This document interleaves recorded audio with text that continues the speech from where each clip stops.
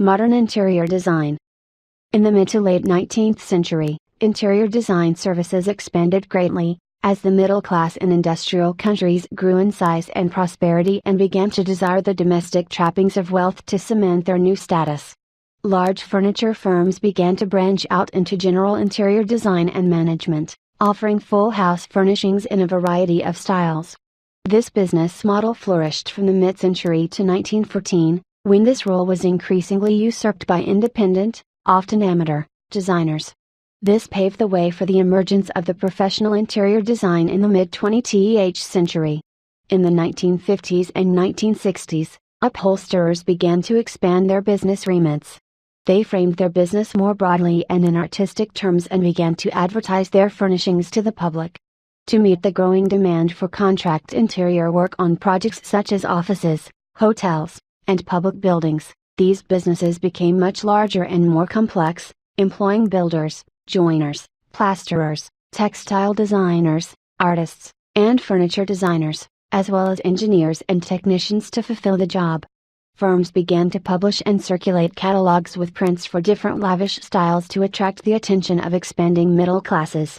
As department stores increased in number and size, retail spaces within shops were furnished in different styles as examples for customers.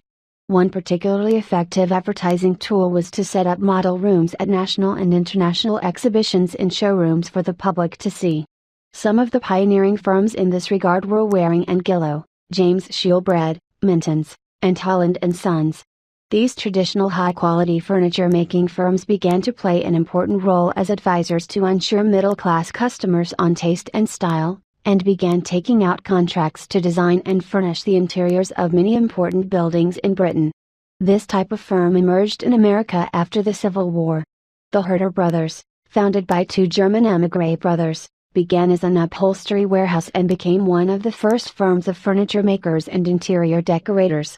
With their own design office and cabinet making and upholstery workshops, Herter Brothers were prepared to accomplish every aspect of interior furnishing including decorative paneling and mandals, wall and ceiling decoration, patterned floors, and carpets and draperies.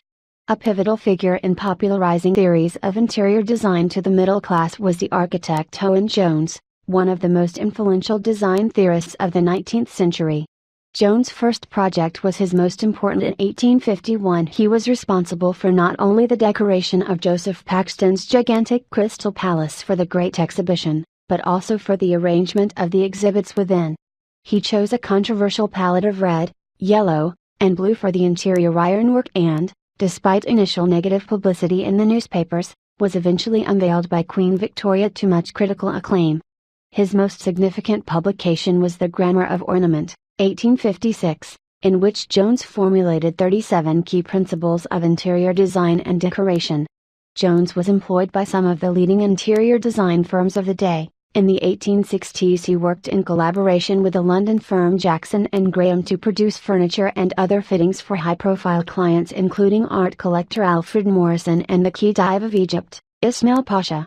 In 1882, the London Directory of the Post Office listed 80 interior decorators. Some of the most distinguished companies of the period were Crace, Waring and Gillow and Holland & Sons. Famous decorators employed by these firms included Thomas Edward Colcutt, Edward William Godwin, Charles Barry, Gottfried Semper, and George Edmund Street. Transition to professional interior design. This interior was designed by John Diblee Crace, president of the Institute of British Decorators, established in 1899. By the turn of the 20th century, amateur advisors and publications were increasingly challenging the monopoly that the large retail companies had on interior design.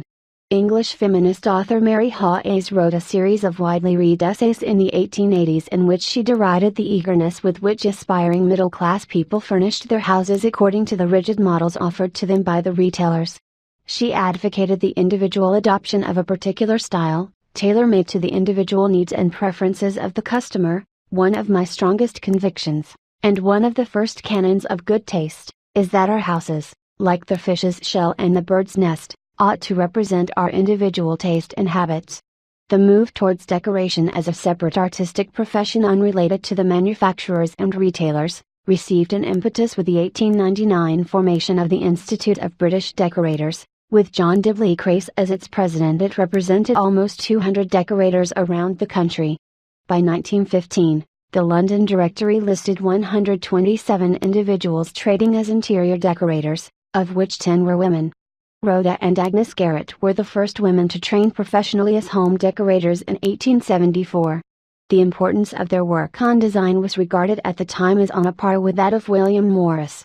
In 1876, their work, Suggestions for House Decoration and Painting, Woodwork and Furniture, spread their ideas on artistic interior design to a wide middle-class audience.